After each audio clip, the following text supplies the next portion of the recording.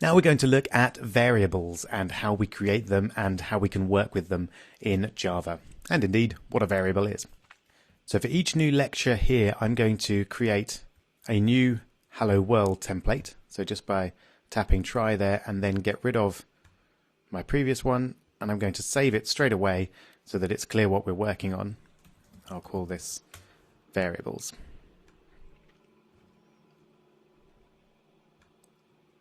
There we go. So you can see that it's already saving all of our programs that we've made. And then really all we're going to change for most of the next few lectures is the code inside the main method. So if you've worked with different languages before, you may be used to defining a variable with something like the var command, like you do in JavaScript, for example. But in Java, it works differently. Java is a strong typed language, which means that every variable that you create has to be of a certain type. And once that variable has been created, you can't change its type. So let's start with a fairly basic type, an integer. So int is short for integer, which is a whole number. So if I wanted to create an integer, I just type int and then the name of the variable. So I might call it age, for example, and then the initial value of that variable. So for example, 34, and then semicolon at the end of the line. So this creates an integer or a whole number which has the name of an age and the value 34. And from there, just in case you're slightly unclear on what a variable is, it should be fairly straightforward. A variable is something like this that we can change the value of. So this might just keep track of the age of our current user, for example. And that's all a variable is. We did use them a couple of times in the previous section when we created, for example, the edit text to refer to the text field that we wanted to get the value of. So we have used variables already. So here's a quick challenge for you straight away. Can you create an integer called favorite number, set it to your favorite number, and then output it to the console? Very simple. Good luck.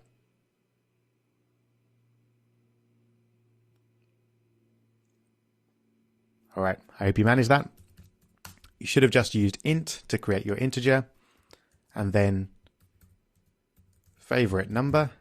You may or may not have spelled favorite like that. I won't take marks off if you didn't put your U in, but favorite number with a small f and a capital N would be generally how we would describe the variable, because we usually use a small first letter and then a capital letter for every word after that. That just makes it nice and easy to read. So favorite number, my favorite number is 7. I won't again take marks off if you chose a number other than 7, although of course you are wrong. And then we just want to display it in the log, so we use the same command that we saw in the previous video, system.out.println, and then we just pop it straight in, favorite number. There we go. So let's start that, and there it is. So that's our first example of creating a variable and displaying it. Now what if our favorite number happened to be 7.5? No reason your favorite number can't be a decimal.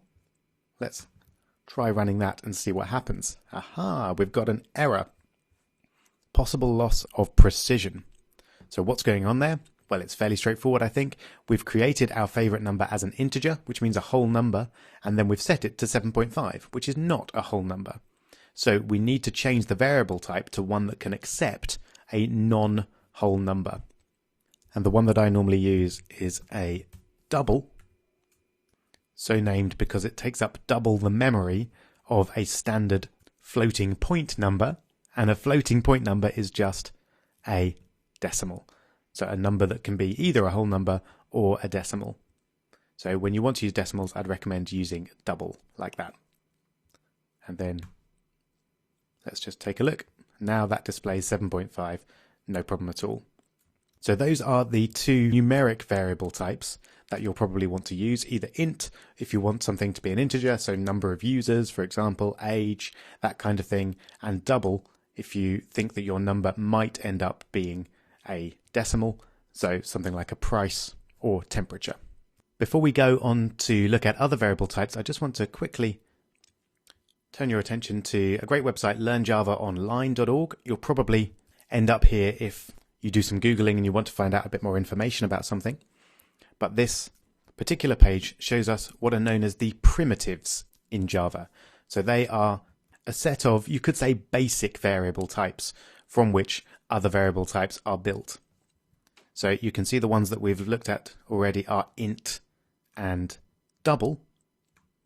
The others, just to make you aware of them, we don't really use very much, but we have a few other integer types, so that we've got byte, short, which are much smaller. They only take up 1 byte or 2 bytes. And there's our integer, which takes up 4 bytes, and then long, which takes up 8 bytes. So the number of bytes here refers to how big the number can get without causing an error in the program. So if, for example, I want to check how big an int can be, I would Google something like int maximum size or maximum value, let's say, in Java. Something like that. And I like the look of that third result there. So in fact, we've got the values for all of them there. So the basic byte can be between -128 and 127, which is probably a bit small for most cases. A short integer goes from -32,000 to 32,000, which again is probably going to be okay in most cases, but if your number of users gets higher and higher, then you might well exceed that. Whereas for int, it goes down to -2 to the 31, which is about -2 billion and up to about 2 billion. So that's probably going to be big enough for most values that you're dealing with in your programs. But if it's not, you can use a long, which goes up to an even higher number. So that's the difference between those types. And then we've got 2 decimal numbers, so float and double. I'd recommend generally going for double. And then we've got char, which is just a character, so any A, B, C, D, etc. And then boolean, which is the next one that we're going to look at here, which is just true or false. So these are the primitive types, and all other types are made up from those. So let's jump back and have a look at our boolean. And I'm just going to get rid of that code there. So to create a boolean, we just type boolean like that, and then we might have something like, am I male? And for me, that would be true. If you're interested, the word boolean is named after George Boole. There he is, an English mathematician who did a lot of work in logic, and so true or false is obviously fairly central to that, and that's where the word boolean comes from. So in your programs, you could use a boolean for is logged in, or is active user, or something like that, or indeed alive or dead for our ghosts example from the previous video. So very quick challenge once again. Create a boolean for something that you could imagine actually using a boolean for in a program, and then display it in the logs. Go for it.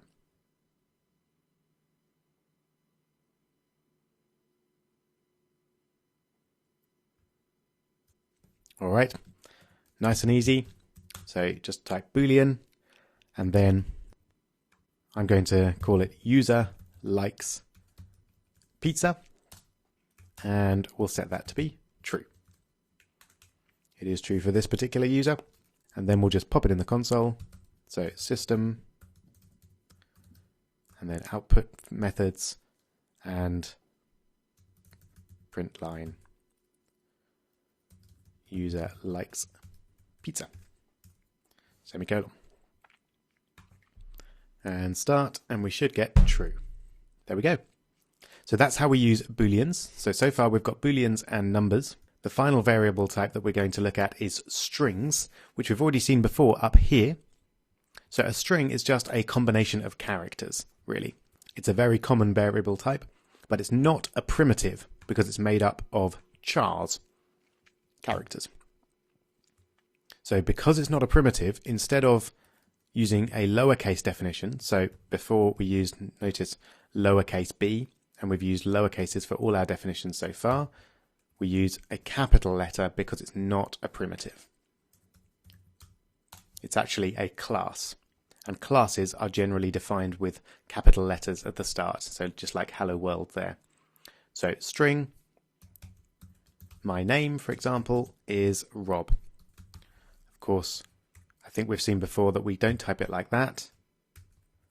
We need to put quotes around a string whenever we use it. So my name is Rob. And then let's print that to the console, but this time we'll do something slightly different. Dot out dot println, and then we could use my name is in quotes. Then I want to put a space at the end of that, and then we use a plus to concatenate our strings. That means put them together basically. So my name is, and then we have my name, and we might want to put a full stop on the end as well. There we go. So let's just run that. There we go. My name is Rob. Fantastic. So another quick challenge for you. I want you to save your name and your age as variables, and then output them to the console saying, my name is whatever your name is, and I am your number of years old. Good luck.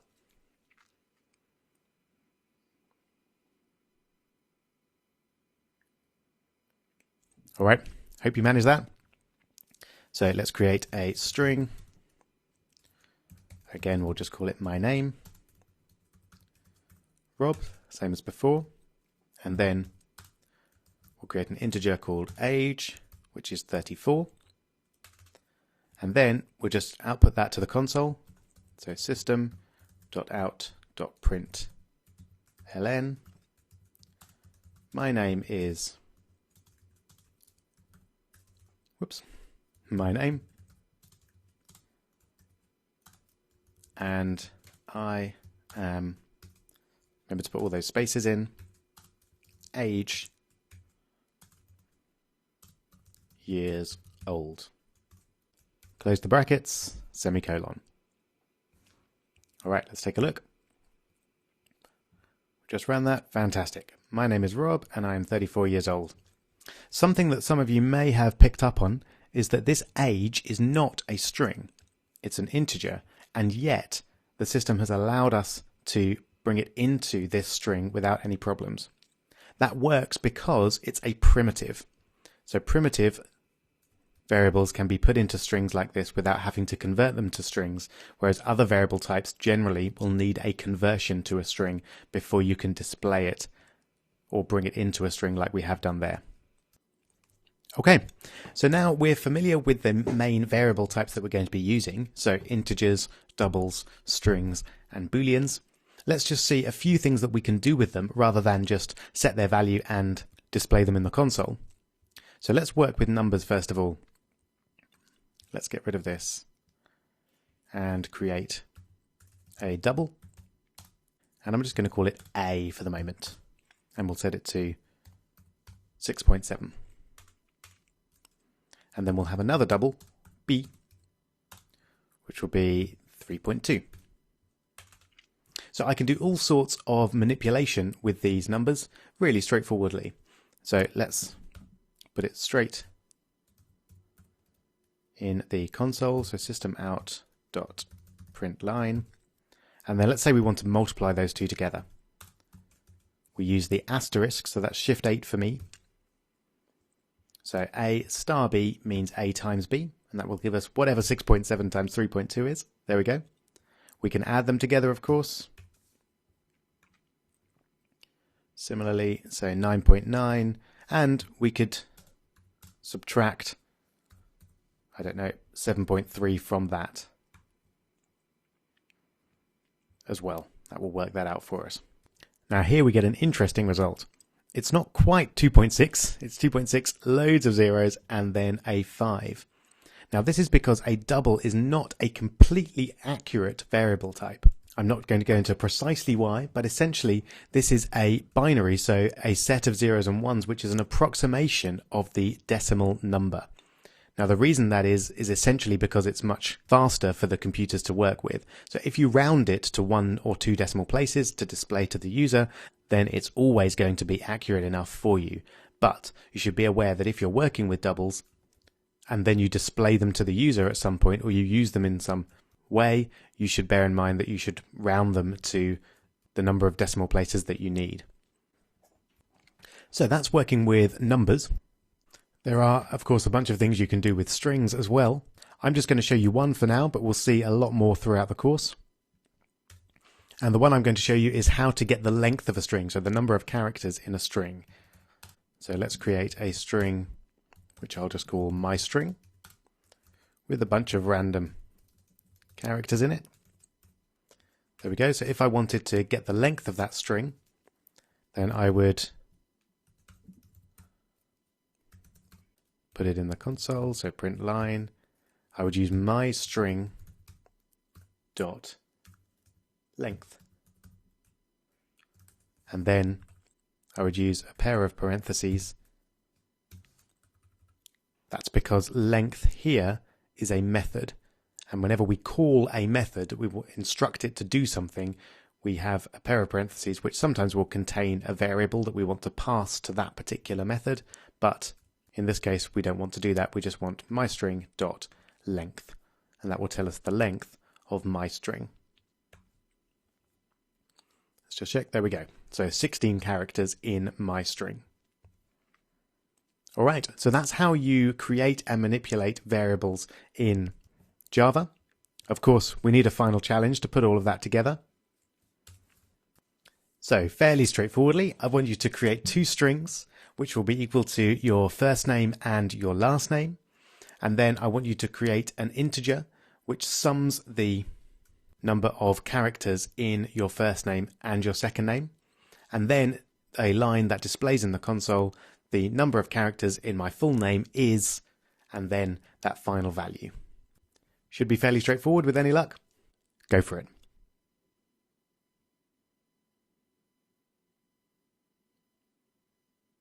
All right, I hope you managed it.